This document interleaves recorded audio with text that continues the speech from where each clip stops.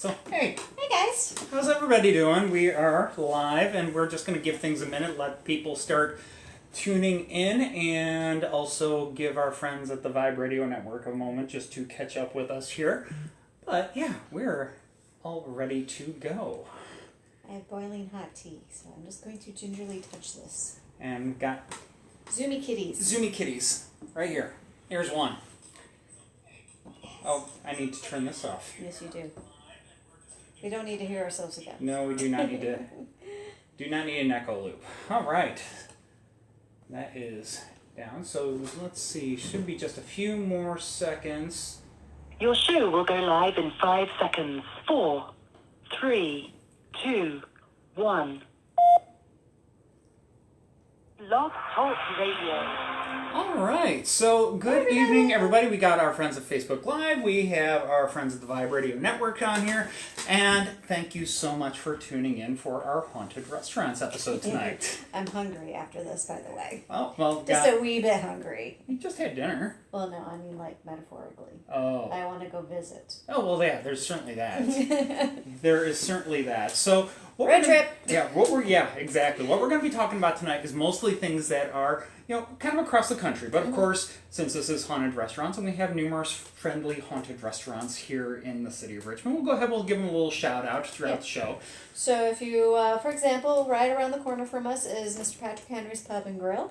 It's where we start our Churchill Chillers tour, and when they are going to reopen, they close down because of COVID. It's only temporary. They do hope to reopen late this spring. We're hoping end of this month, early April. But they are fantastic and great place, wonderful back patio, and they're waiting basically for patio season to come back. Yep. So. In a beautiful historic building, no less. So yeah, They are the headquarters, or no, not headquarters, but the local pub. The local pub, the launch point for our Churchill Chillers tour. So we're very familiar with them, and in non-COVID years, we would be doing haunted dinners and whatnot there. And so we miss those. We do miss those. We're coming up on 1 year anniversary since we've been able to do a haunted dinner. We did one, I think, about a week before the whole thing shut down and fell apart. Yeah. So we're coming up on about the 1 year anniversary of that. But sad face. It'll be back. We're going to do it again. Yes. Haunted dinners will be back. Yes. But in the meantime, we will just have to satisfy ourselves with going out and about and doing our walking tours around town. And in cases like tonight, we can talk about haunted restaurants from across the country. So, I don't know about you. I'm all good to go. I got my hot chocolate. I got my beer. Tonight, I'm enjoying a local from the tiramisu stout. Why am I blanking? Who's this from?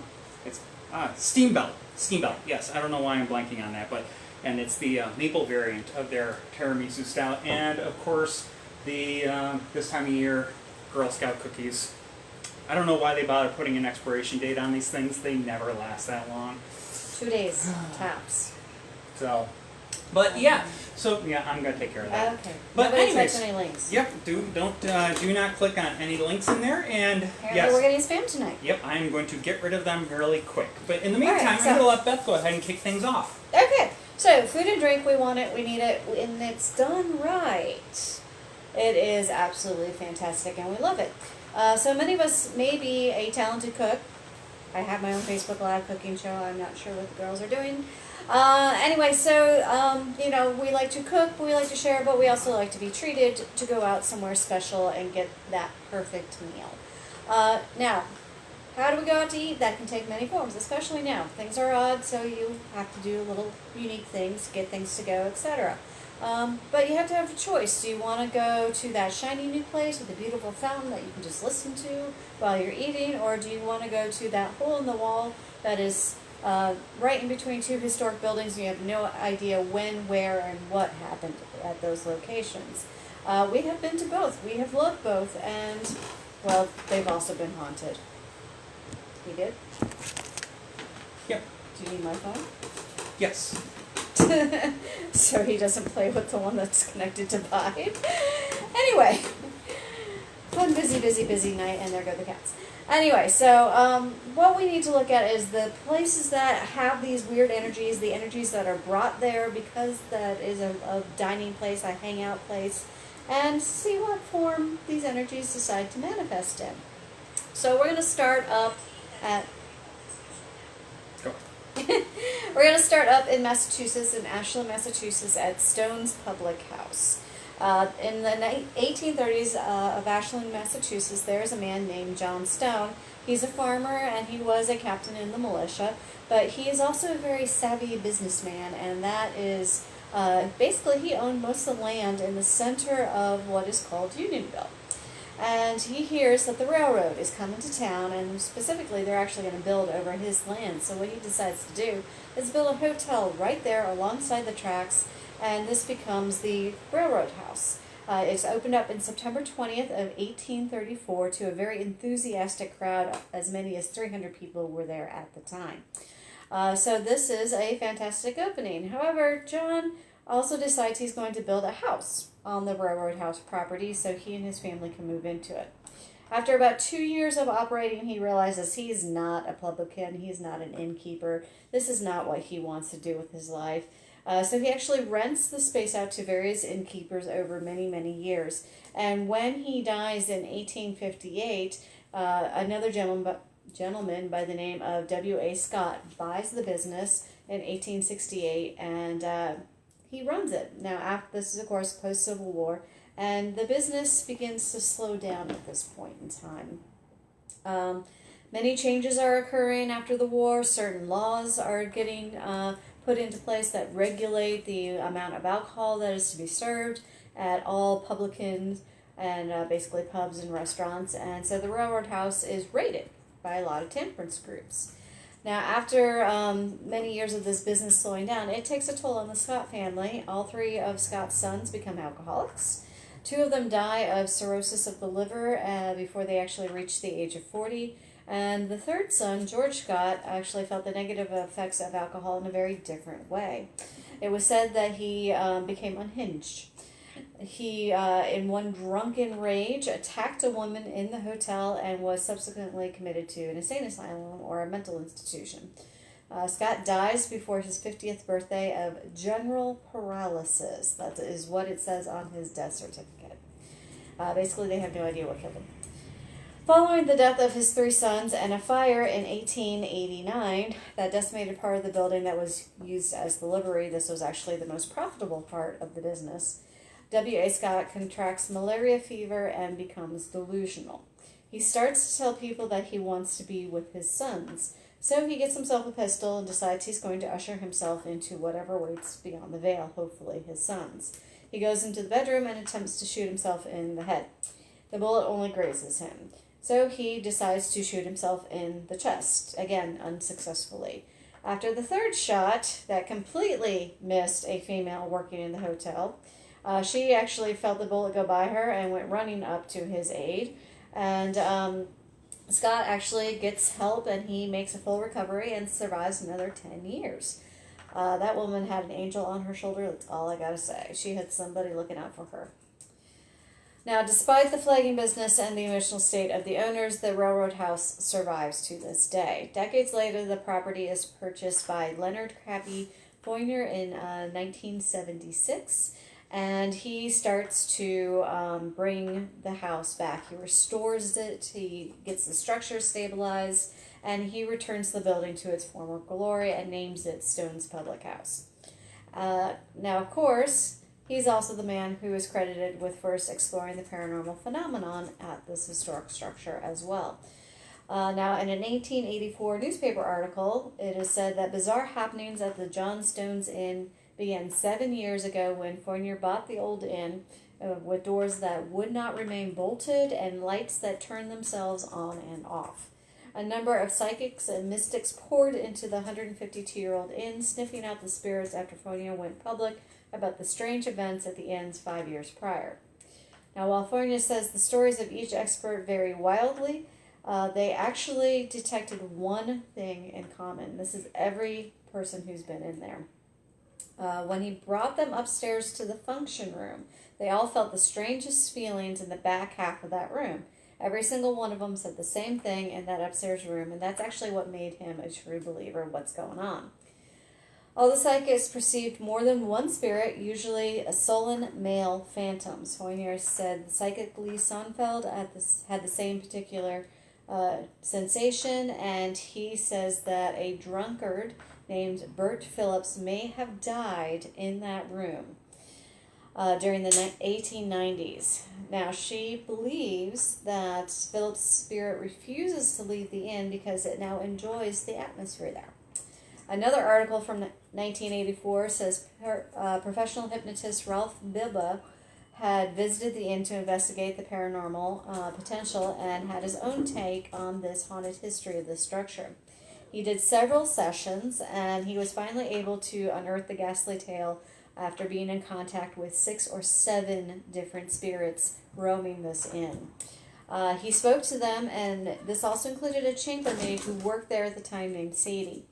He said that John Stone accidentally killed a New York boarder named Michael after he accused Michael of cheating in a card game that netted him $3,000. So if you think about this in the time period, that's quite a lot of money.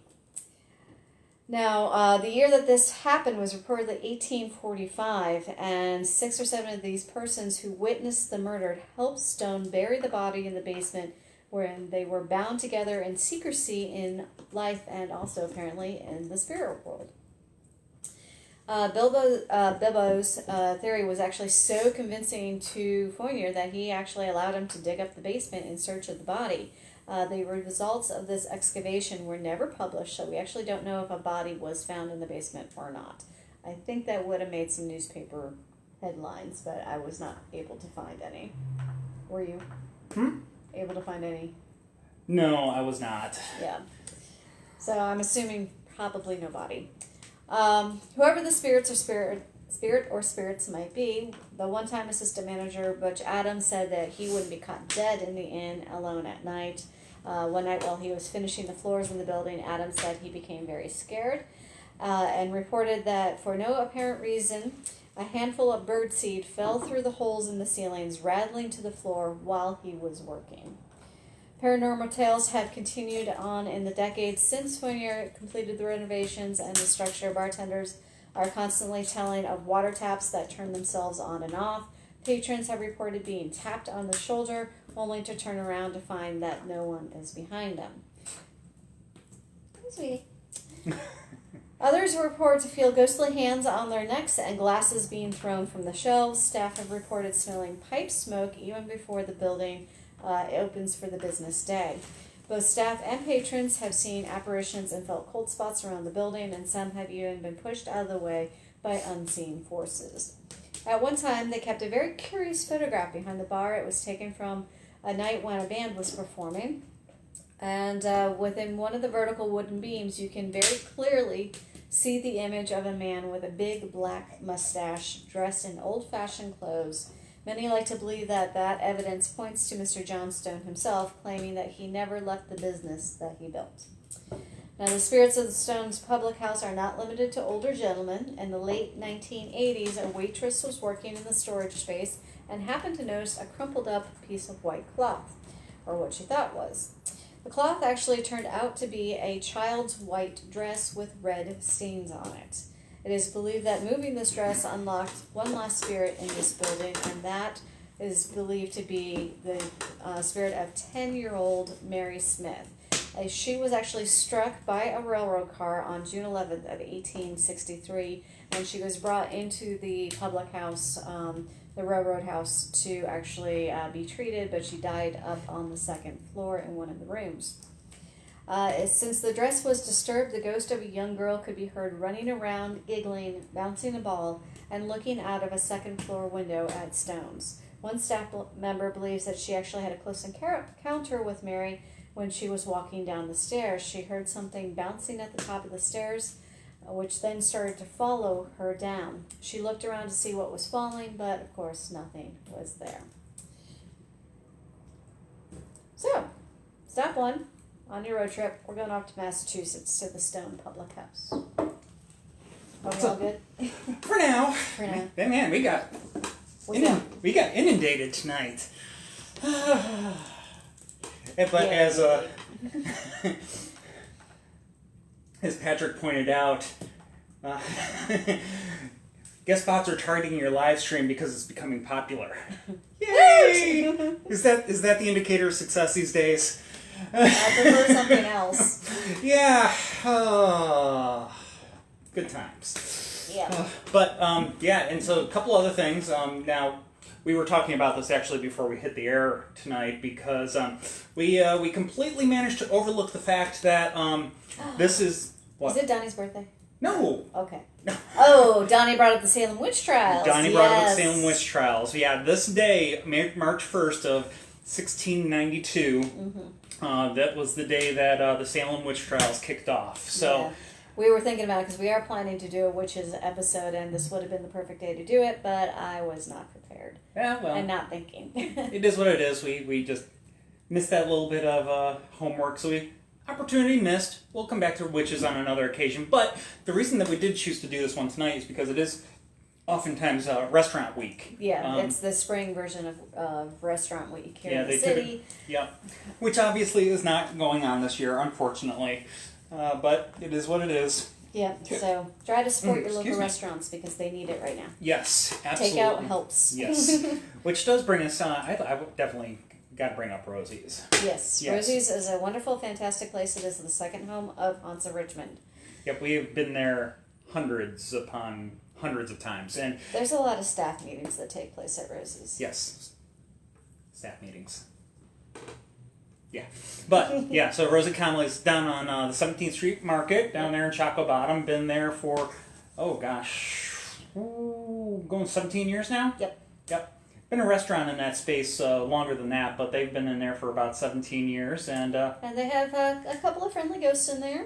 One who likes to play tricks and one who's just there to look at herself. Yes. Yep. Because she just looks at herself. But yeah, we think the trickster is related to the time that the building used to be the original YMCA here in Richmond. Yeah. So he was likely one of the gentlemen that came into the train station there, Main Street Station right next door, hopped off the train and checked into the YMCA to try to get himself situated, but apparently for whatever reason he seems to have not checked out. Yeah. And he is definitely very, very much aware of his surroundings down there and likes to cause a little bit of mischief. So if you want to go ahead and visit a haunted pub, which is the perfect month for it. I mean, heck, Irish pub. But they are booked up for St. Patrick's Day already. So they got limited capacity. It's St. Patrick's month. Yeah. St. Patrick's month. So it's a month. It's the month, and we're definitely going to miss all the festivals that usually are going every single weekend here. But with that said, St. Patrick's month. Go ahead, stop in at your Guinness and Jameson. Hop in at your local Irish pub, and if you can make it in here to downtown Richmond, stop in at Rosie's. They're amongst the one of several haunted pubs that we got down in. And Rosie's does brunch these days. So Sunday brunch is always a fantastic day to go in. Yeah, don't know when they're going to extend their hours to a little later because of the whole COVID thing. Now, technically, I guess they could start staying open until midnight. But we know for a fact that they are going Tuesday through Saturday from 4 until 10, and then brunch on Sunday from 11 till 4. Yep. So, and hopefully they'll be announcing on their Facebook page when they're extending their hours. Yep. So we're going to bounce up from Massachusetts to Pennsylvania now. Any last minute questions? Let me see.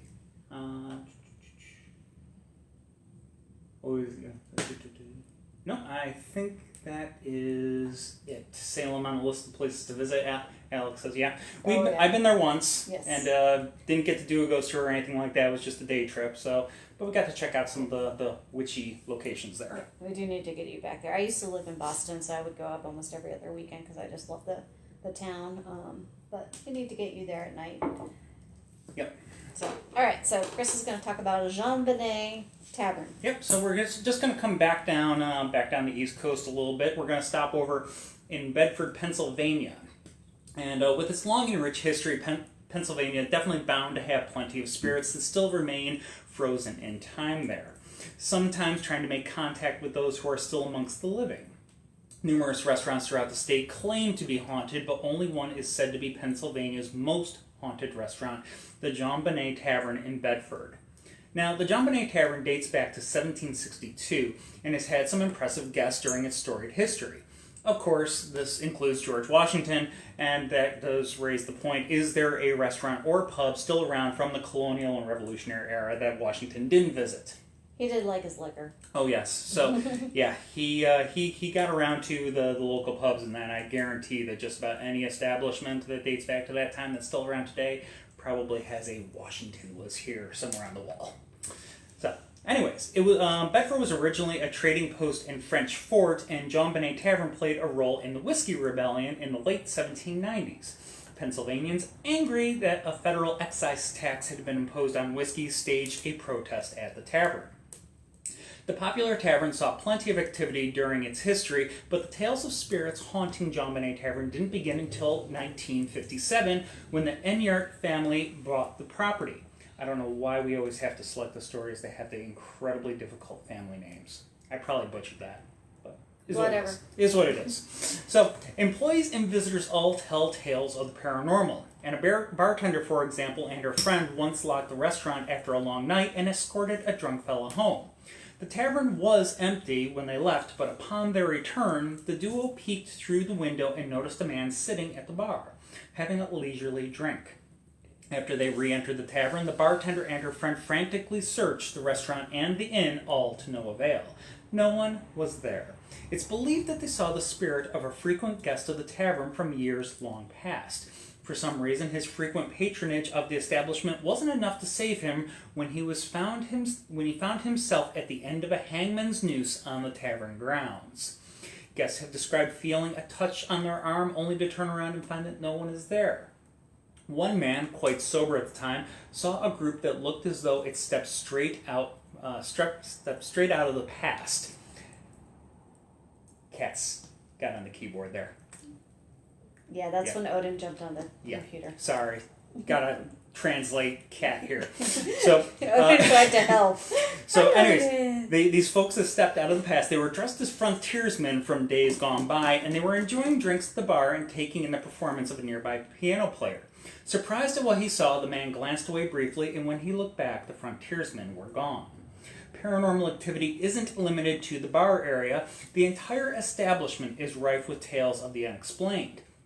In the back dining room on the first floor, several spirits have been seen and heard going about their business. One day there was a woman dining at a table on her own when she had an unexpected guest dropped in. A man dressed in common man colonial-era clothing entered the room and sat down directly across from the startled woman. While the figure wasn't threatening, his dead stare and absolute silence was almost as alarming as the fact that all at once he simply was no longer there. The colonial man isn't alone in this space, as on a separate occasion, a priest who was dining there reported seeing a young man of about 10 years old hauling a coal bucket off to the kitchen.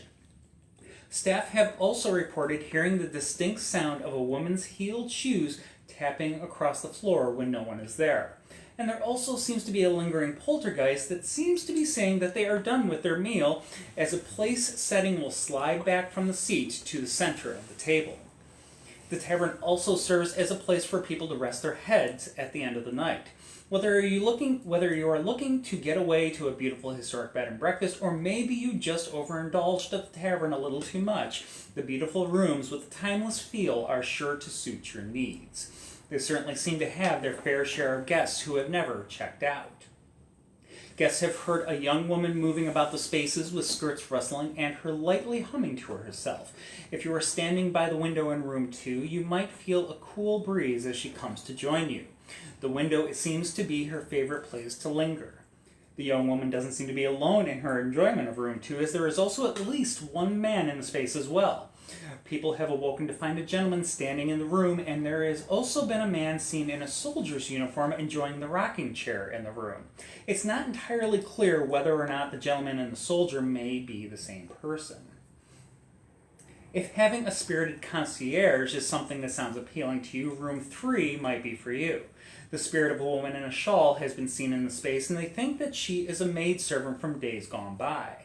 She isn't just seen, though, as people have also reported various little things getting tidied up in the space during the night as well.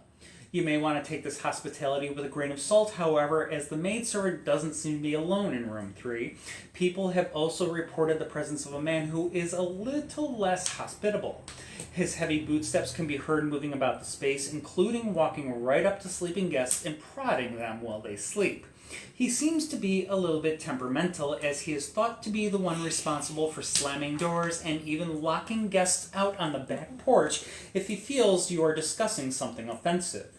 Room 3 is a favorite place of paranormal enthusiasts to try and have an experience of their own. The interior of room 4 seems to be peaceful when talking about spirit activity, but its porch seems to be the host of a ghost of a man with anger issues. Guests have seen the shadow of a tall man in a long cape on the porch, and the rocking chairs on this porch have been known to violently overturn as well. Maybe the man in the cape is tired of having his cape get caught under the rockers? Who knows? Finally, in ages past, the attic would have been where servants would put themselves to bed, but today it has been renovated into a suite for guests. It seems that some of the servants still return to their chambers here, as people hear voices from the attic when no one is there, and the door is known to open and close of its own volition. Even if you are staying in the space, the servants don't seem to mind too much. As a matter of fact, if you stay there with your children, there is a chance that a nanny may come to tuck them into bed herself for the night. So if you want nanny. So if you want a place to go get food, drink, and go ahead and crash for the night, the Bonnet Tavern back up in Bedford, Pennsylvania is not a bad bet for you. So the white fur ball that was just through here, that was Odin. Odin, he is a foster. Yes. So he is off doing his thing, I guess. Yeah. The computer cord was kind of fascinating to him. Like, ooh, what's this thing? Any new comments before I start? Nope. Okay, cool. All right, so we're going to bounce over to the West Coast. Patrick, was that a white kitty? Have you all branched out to cat farming in addition to ghost tours? No, not cat farming, just fostering. Fostering. So Odin is, supposed to eventually someday get to a forever home. We're working on that. We're working on it. Yeah, he, yes, I thought it was a ghost cat caught on film. He seems to be making himself extremely comfortable here. Yeah. And we have had 2 potential forever homes for him fall through now, so we'll see. 3rd time's the charm, right? We'll see. We'll see. Anyway, so we're going to jump over to Washington, specifically Seattle, Washington, and this is one haunted restaurant you may have heard of, Kells. It's been investigated. It's been on the ghosty shows. One of our guides has actually eaten there. Yep, Marcia got out there when she went out to officiate a wedding of a friend out that way. Yep. Gosh, that's been... That was when the Seahawks won the World Series, or the Super Bowl. Super Bowl. So, yeah, it's been a while. It's been a little while. 5, 6, 7 years? Yeah. Which actually, Kells wouldn't have been around by too long by then. It's still a relatively new establishment as far as restaurants go, the ones that we have on our list here for tonight. Yeah.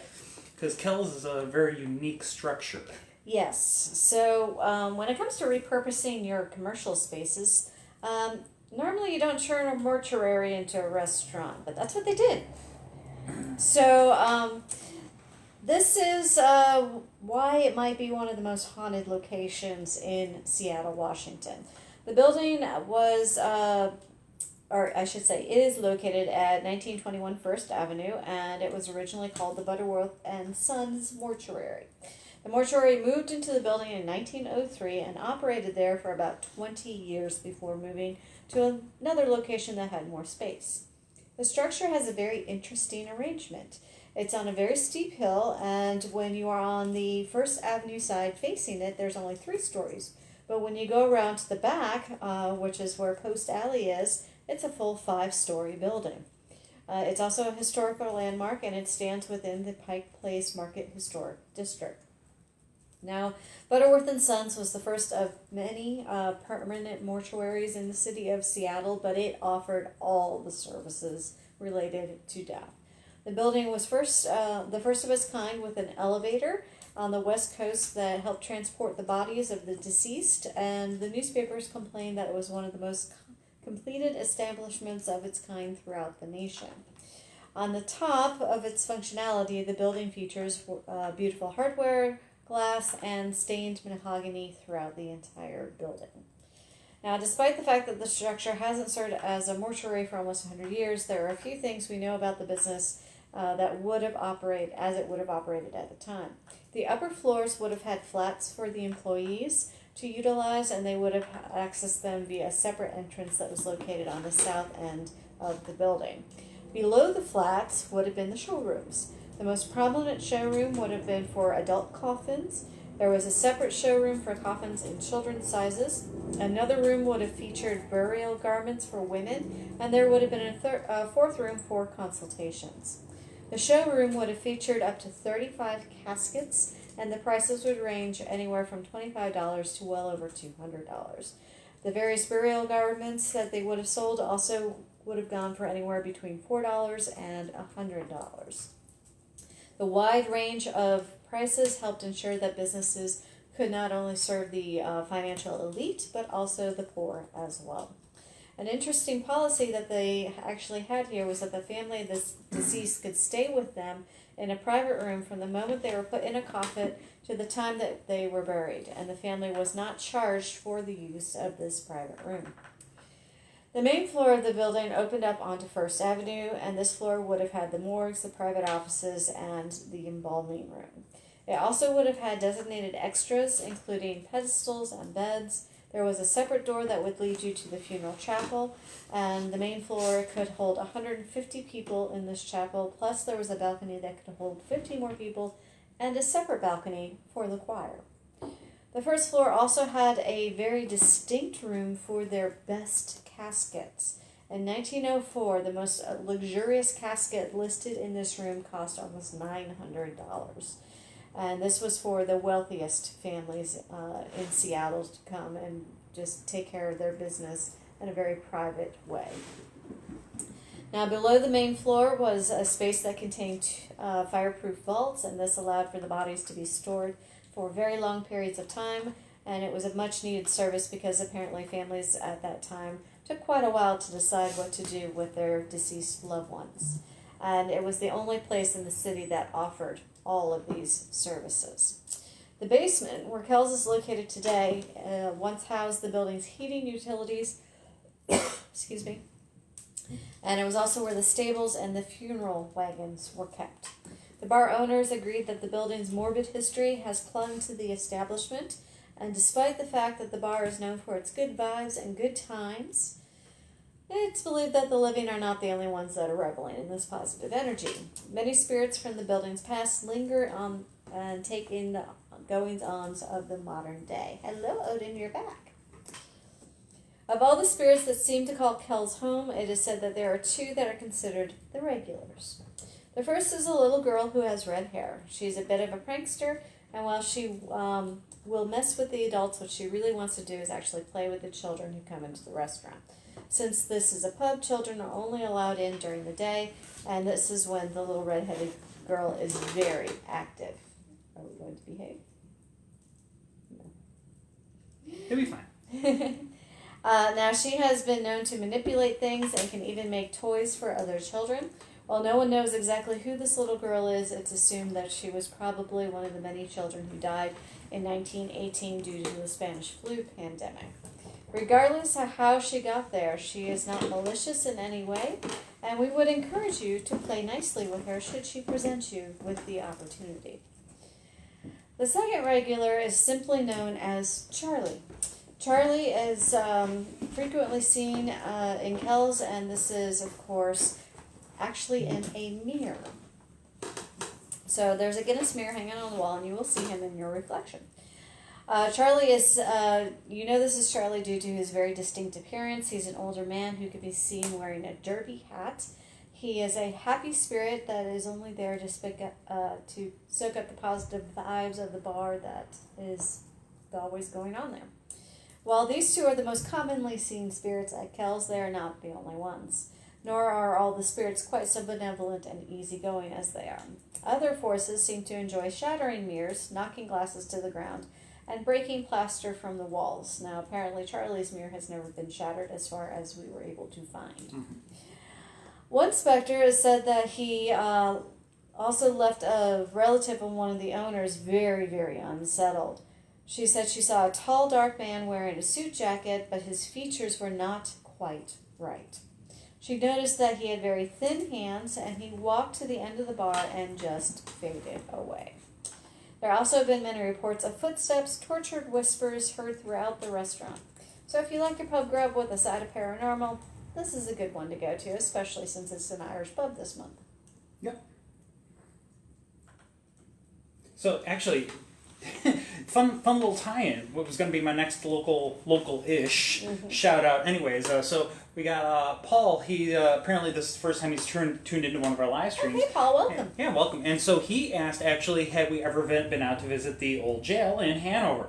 Oh, yes, we have. Yes, we most certainly have. So, yeah, and it actually dovetails quite nicely into the next shout-out that I was planning to make anyways, which is Hanover Tavern up there in Hanover Courthouse. Now, Hanover Tavern, of course, goes back, the current building goes back to about 1790. But there's been a tavern on those premises all the way back into the 1730s, and it, of course, is that's where Mr. Patrick Henry himself got employed for a few years by his father-in-law while he learned the practice of law. Yeah. So we have investigated up there on quite a few times. Chris has helped with their ghost walks as well, and they do ghost tours every Thursday? Or not every week, one Thursday a month, and they actually just had their last one. It was just this past Thursday. So you have to get it. It'll be upcoming in March. Yep, there should be a. It'll probably be. I'm guessing. Did you say the third Thursday? Yeah, so it's probably the day after St. Patrick's Day. Yeah. So this month, but yeah, it's a fantastic tour. Strongly recommend you check it out.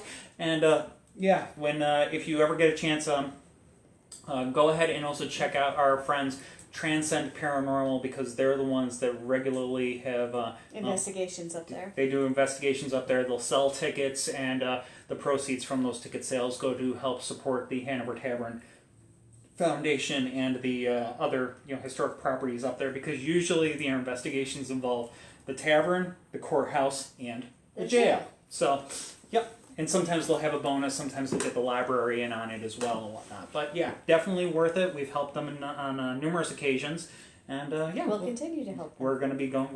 We spend quite a bit of time up there, and we're probably only going to be spending more time up there. And the food is fantastic. Yes, the food is fantastic. So definitely check it out. Get a bite to eat up there. They have the whole COVID thing going on too. They unfortunately can't bring in the school groups that they usually do.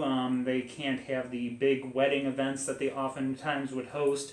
So they're definitely relying heavily on people coming in and having a bite at the tavern. So strongly recommend you get there to check it out. Well worth the visit. So now let's double check one more time. I think that is. I think we're caught up. Okay. Nice. Yeah. So, now our next stop, we're not going to go far from Kells. As a matter of fact, we're not even leaving Washington State. We're going to come down the coast just a little bit to Vancouver, Washington. Vancouver, Washington, not Vancouver, Canada. Just to be clear, there is... We're crossing the border right now. Yep. Actually, before we go ahead and dive in, somebody commented...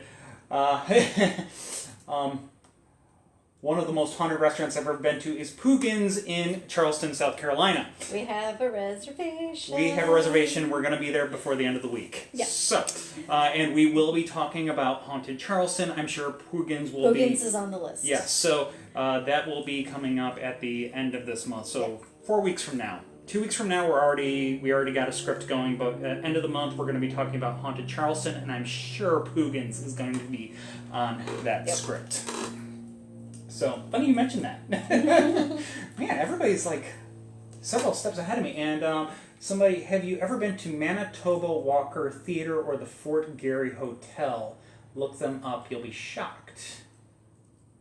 No, have not. Okay. So we will. We always love these recommendations. If anybody has recommendations for places they want us to go ahead and read up on and stuff, go ahead. Please drop them in the chat. We definitely go back through. We check those out, and if we can, we weave them into scripts for the future. Yep. So yeah, we are more than happy to do a little bit of research and check stuff out and weave them into our upcoming shows. So yeah, thank you, Savannah. We will definitely check those out. So, all right. So yes, now back to the script for tonight. So yes, Vancouver, Washington. Definitely not Vancouver, Vancouver up there, British Columbia, north of the border. There are two Vancouvers very close to each other. Yes. So Vancouver, Washington, there is a place called Officers Row, and it's located on a lovely, large, grassy area with trees, greens, and sidewalks with plenty of room between the 21 stately Victorian mansions that make up this lavish neighborhood. Each of the beautiful homes features a standard 2 or 3 floors, and some of them also feature a basement. These were built to house the families of soldiers and officers stationed at the Vancouver barracks, and over the years when this was an active Army establishment. Now, time was not kind to these mansions, especially when the Army officially moved out, and these once proud homes were then referred to as the 21 White Elephants nose to tail. Not a compliment. However, they were listed on the National List of Historic Places, got a new lease on life, and were renovated and revitalized when funding became available. Now, some of these homes have a new purpose, housing local businesses, while others remain private residences. Now, the 366-acre reserve, which also includes the Vancouver Barracks, Pearson Field, and Fort Vancouver, is considered by many to be the most historically significant site in the Pacific Northwest, with 50 years of archaeological excavations producing a collection of about 1.5 million artifacts. From its early beginnings, Fort Vancouver was an important establishment for the British settling in the Northwest. It served as a trading post, and eventually the British-owned Hudson's Bay Company moved its Western fur trade headquarters operations to the fort. The trading hub quickly became a growing, diverse community of almost 1,000 people, attracting French Canadians, Hawaiians, Scots, and members of over 30 different American Indian tribes. In 1846, the United States government and Great Britain signed a treaty that established an international boundary at the 49th parallel, which allowed the Americans to build their Fort Vancouver Army base directly across from the Hudson Bay's Company Fort.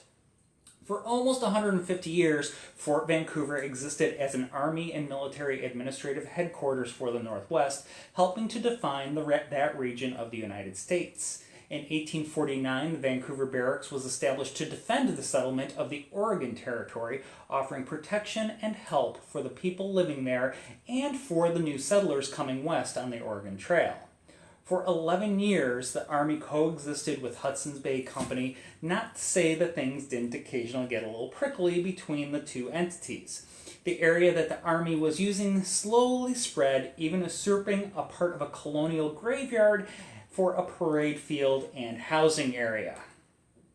No. It's a no-no. And that doesn't even figure into the haunting stuff that we have for tonight. But yeah, But still, still no. no, don't do that. Now, in 1862, Hudson's Bay Company threw in the towel and closed down their business in Fort Vancouver and departed for Victoria. Basically, they moved north of the border, leaving it all for the Army and the increasing number of settlers. This Army post was active during the American Frontier Wars, the Philippines, and both World Wars. Now, amongst these mansions that are on Officers Row is the Grant House. It has the distinction of being the first commanding officer's quarters and is named after Ulysses S. Grant, He never lived there. Yeah, but he was stationed at Fort Vancouver as a quartermaster in the 1850s. So he was on property, but not that house. Yeah. Well, the home started as a fairly modest log cabin. Over time, it grew into a grand square building with a covered veranda which stretched all the way around the outside of the mansion on both the first and second floor. This mansion was used as the officers' club before it became the commander's home on base for many commanders who came after Grant. Now here we do have a little bit of bad news that we have to share because this only just came to our attention. We basically had the script was done when we found out about this. Yeah. So, well, we were ready to regale you with the stories of the current establishment, the Grant House Restaurant. It came to our attention that they are permanently closed as of only about a month ago. They were unable to continue making things work amongst the pandemic. So this does just drive the point home. Before we continue on, we just want to take the opportunity to ask that you visit your local restaurants. Even if it is just for takeout, they can really use your support during these challenging times. Now, so with that said, we did the research and we do have some tales to share with you all the same. So, Officers Row as a whole has haunted history throughout, but the Grant House has some notable spirits, including Alfred Sully, who served as a Union general during the Civil War and was transferred to the Vancouver barracks from 1874 to 1879. His pacing footsteps have been heard throughout the house for decades, and he has even been seen enjoying a cigar on the porch after hours. It is said that Sully enjoyed supervising the restaurant as staff members became well acquainted with his spirit over the years. We hope that given the current situation, Sully can find another productive way to pass the time. But he isn't the only ghost seen about Grant House. If you bring the kids, you might have also seen a young boy smartly dressed in old-fashioned garb who's been spied lingering in the lobby on occasion, more frequently when children are around. So with that said, please raise a glass to the Grant House staff and owners. We hope that they can land on their feet and find something to do that they love. So cheers to them. Now, I don't know. Sully needs something to keep himself busy. Maybe he can look after the little ghost kid that's hanging out there too. Yep. Yeah. So, moving on. We're going to come all the way back across country. Because I couldn't not do this one. Sorry. We had some comments though. Yes, so let's see.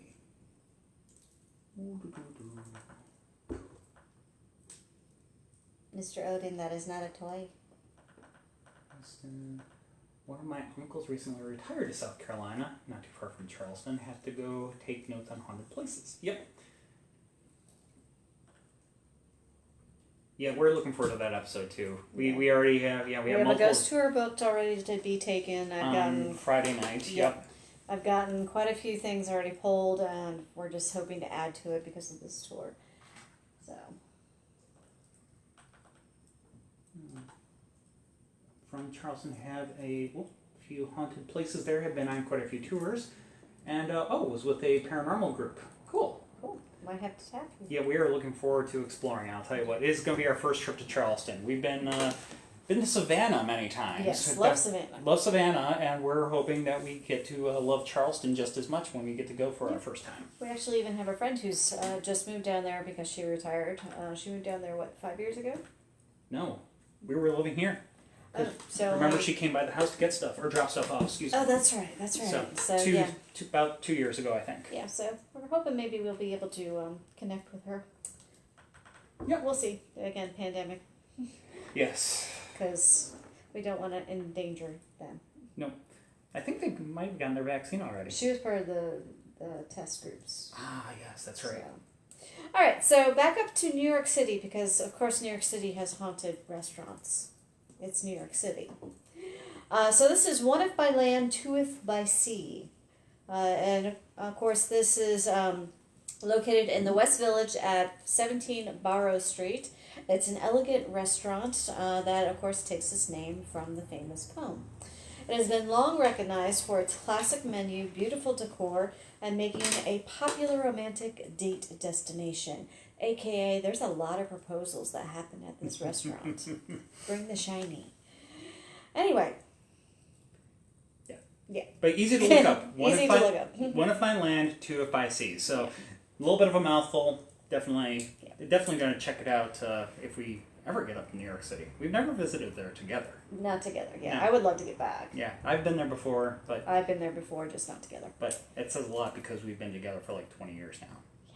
It's been a long time. Anyway, so even though it's a beautiful location, there's some dark history there, including prostitution, mysterious disappearances, and gruesome deaths, along with some other nasty things that are tied to the building's history. So a total of 20 ghosts are believed to haunt this bistro today. Unlike some of our previous entries here, the spirits of this restaurant have been known to be less than friendly towards the diners and the staff. For example, one maitre d' resigned after being shoved up and down the stairs every night by invisible hands. So if you prefer your fine dining with a dark, paranormal, ghoulish, garish thing, One If by Land, Two If by Sea. Alright, so the building starts as a carriage house built in 1767, and during the 1790s, one of our favorite historical figures, Aaron Burr, actually keeps his horses there. Where have we talked about him before? Oh, let's All see. all over the place. But even They're well-traveled ghosts, by the way. yeah, particularly his carrying Daughter. on his daughter. Yeah. So he also took up residency here with his daughter Theodosia.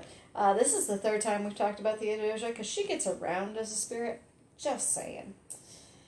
Outer Banks, our Valentine's show, Yep. now this one. The Valentine's show, her location there was in Washington, right? Yeah. So, but that's not confirmed. They don't know Yeah, that it's Theodosia. rumored. It's rumored, but it makes sense. I mean, Yeah. it could make sense. So, Yeah. but yeah. Anyway. Theodosia pops up a lot.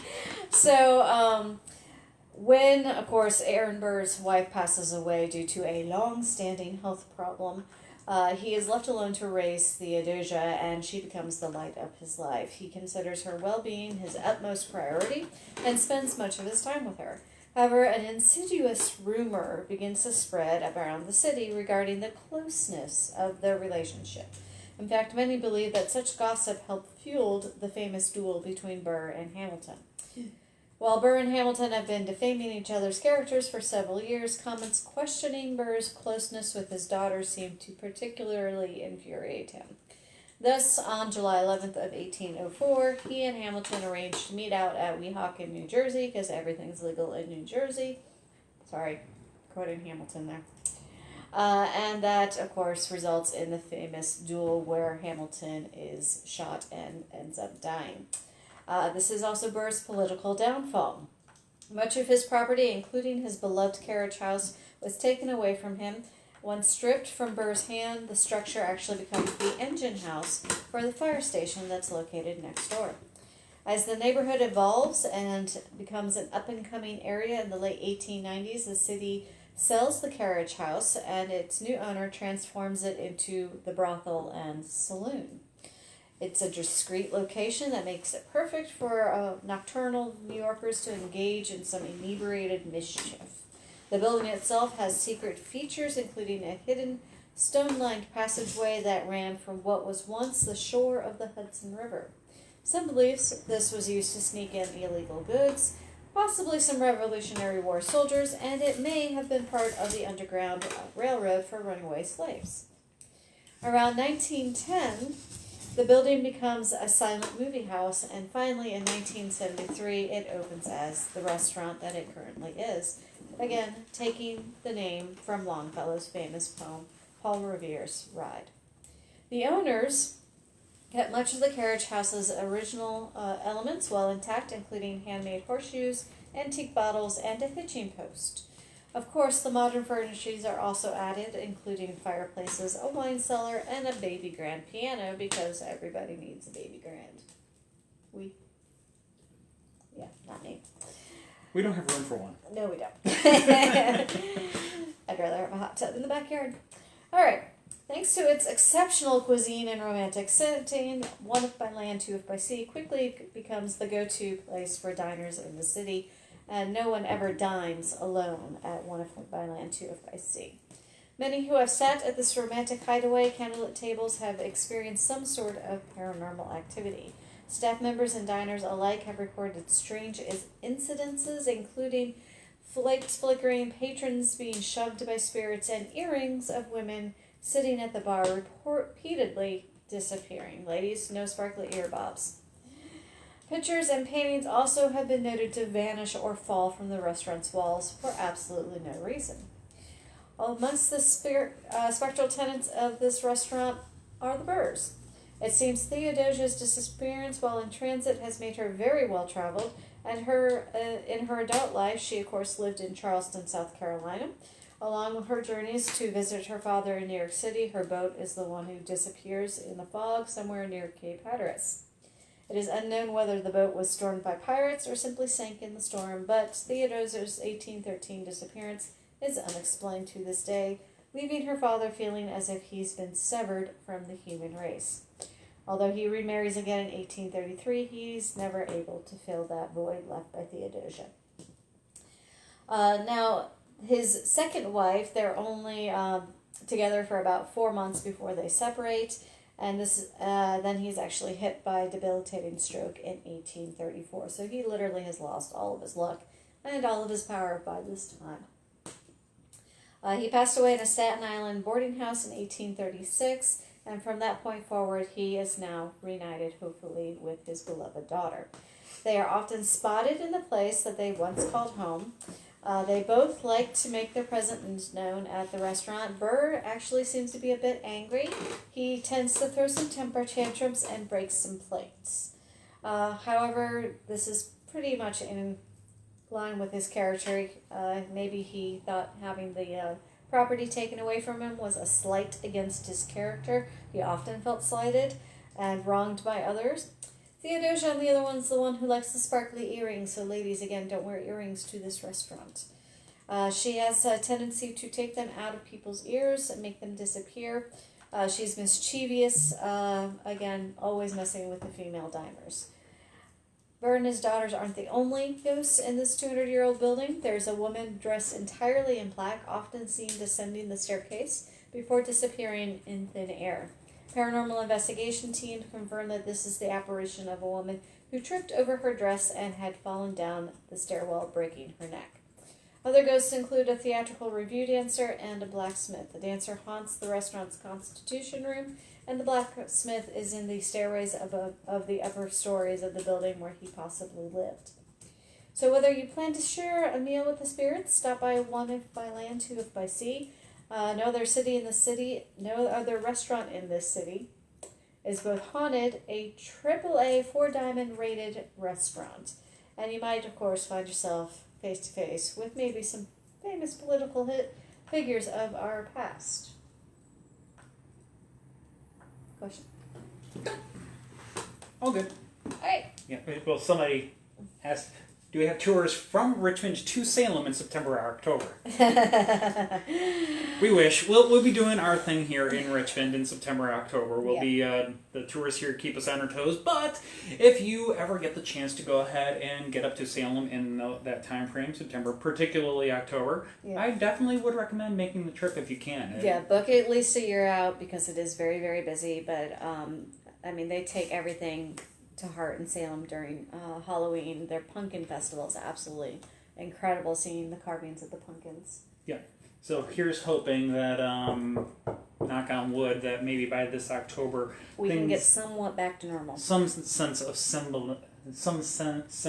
of normalcy. Yes. I fully expect that there will still be masks and stuff like that, but we'll see. Hopefully larger groups. Hopefully larger groups, hopefully a little more freedom of travel, more confidence in traveling. So, but yeah, we shall see. Actually, take a little break. We'll come back to Richmond and throw in. Who do you want to throw in next? We got a couple other haunted restaurants around here. We got Shanae. Shanae is awesome. They are in a former tobacco warehouse where there was an accident killing one of the workers. And Willie is still there pulling pranks like he used to do in life. Yep, it doesn't typically get featured on one of our normal walking tours. It's halfway between two different tours, so we usually reserve it for a pub crawl. But yeah, it's a very interesting restaurant. Really good beer, cheese dip, and pretzels. Yes, so hopefully we'll be able to get back into doing pub crawls in the not too distant future too, because pub crawls are fun. Yes, they are. Yep. So. And also a good place to visit this month because it is Irish themed. And yes. So you can go ahead and you can do a little hop between Shanae and Rosie's because they are within walking distance of each other. Mm-hmm. Now, what is not within walking distance of our last stop in New York City is we're going to go basically halfway across the country again. We are going to go over to Denver. Because I had to cap at each end with railroad towns. Yep. So Denver, Colorado. Now, Denver, interesting town in that it's during the 17. No, it doesn't go back anywhere near that far. During the 1870s, the railroads arrived in what was then a small mining supply town named Denver. Now, change, of course, came with the railroad. Railroads changed everything in the 1800s, and Denver was no exception. With each train that pulled in came a new wave of people that began to change what was a small town into the area's major metropolis, the capital of the Rocky Mountains and the High Plains. Denver rapidly became the 25th largest city in the United States and the third largest city in the West, with the population exceeding 106,000 people by 1890. The city was at the center of the railroad network that stretched like a spider's web across the mountains and the plains that brought great wealth to the gleaming mile-high city. One product of this growing wealth was the Oxford Hotel. The idea for the Oxford Hotel was conceived in the mind of Frank E. Edbrook, Colorado's leading architect, and was financed by 3 local building and brewing tycoons, Adolf Zang, Philip Fieldhauser, and William Mygat. Because names. And now, these individuals had money, and they were tired of walking a full mile between Union Station and the downtown hotels. They saw the need to create a first-class hotel near Union Station, and once completed, the Oxford Hotel stood 5 stories high and was the epitome of sophistication. The bar at the Oxford Hotel opened in 1891, and it was well known for its sophisticated cocktail menu, especially its martinis. Later, the bar earned itself the name the Cruise Room. During Prohibition era, the Cruise Room ran as a speakeasy where codes and winks allowed alcohol to flow freely. Employees were able to use secret tunnels and fake panels to serve and transport alcohol. After Prohibition, the official opening of the Cruise Room took place along with its newly completed interior and a full alcohol bar. In fact, the opening ceremony took place the very day after Prohibition was officially ended. The bar has continually operated ever since its official opening as a welcome extension of the hotel. The Cruise Room is to this day an independent operation, not officially a part of the hotel. The bar is managed in an amicable partnership between the bar operator and the Oxford Hotel.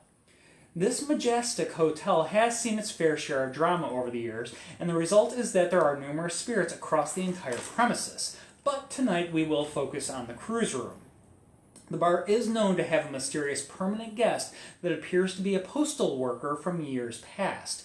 Bartenders often report seeing the postal worker walking into the bar, and he always orders a beer before muttering, "The children. I have to get the gifts to the children." He then drinks down the beer and leaves, but when the bartender picks up his bottle, it's always full. Newspaper archive research has unearthed the tragic story of a 1930s postal worker who was set to deliver Christmas presents to nearby Central City. The gifts never arrived, and when the winter snows melted later that spring, a decomposed body was found surrounded by all of the Christmas gifts. That beer at the Cruise Room may have been the postal worker's last. If you're thinking about visiting the Oxford but aren't a big fan of having spirits with your spirits, worry not. The ghosts mean no harm. Mind you, the hotel's haunted too, but that's another story for another day. Yes, of course, because we got more haunted hotels will be coming up in the future. We got a whole library of stuff. Speaking of libraries, we ended on a really sobering note, didn't we? Sorry. Cheers to the postal worker, and yes. Cheers to his dedication to try and get the presents to the children, even to this day. Hopefully he works with Santa then. Yep. But yeah, speaking of our library, our ever-growing research library, and all of the various episodes that we have ahead of us, which there are ideas all over the place, and they're constantly coming up because we don't plan on stopping doing this anytime soon. I have started scripts for probably a dozen different shows. Yeah. So, and that's just what started. There'll be more. Yeah. There'll be lots more. But we're probably good through the end of this year. Unless somebody wants to go ahead and throw in any ideas, because as we mentioned, if you want to go ahead and throw a haunted location or something like that, have a haunted question into the chat here, we're happy to go ahead, pick it up, have a look at it, and see if we can work it into one of our future episodes. And on that same note, so kind of similar note, a little bit of a segue. If you want to help us continue in our research and development here for these shows and everything that we basically do, all the haunted stuff that we love talking about, you can go ahead and we do take gratuities. We do take Venmo. We love being able to do these for free, but if you want to go ahead and contribute, you can go ahead. You can shoot us a tip via Venmo. We have Venmo. It is at Haunts of Richmond. So that is our Venmo handle. If you want to go ahead and send a few dollars our way, we're happy to go ahead and we will definitely take that money and wrap it back up into expanding our research library for this. So let's see. Glenn mentioned Stafford Hall has lots of stories. Emily MacArthur used to work at the Altria Theater. They had people quit because they were so freaked out. That is another location we don't get to do on our tours too often. Occasionally, we can work it into our Phantoms of Franklin tour, but not all the time because it is just a little bit out of the way for that tour. But maybe I don't know. We'll see if we can get a. We've been talking about tossing the idea around of a whole another tour route. Starting in that general vicinity and going west around like VCU haunts and whatnot. I got to figure out logistics on that one. Yep. But yes, I actually did have my own experience at Altria Theater while I got shoved by the guy up in the fly system. Yep. He was not nice.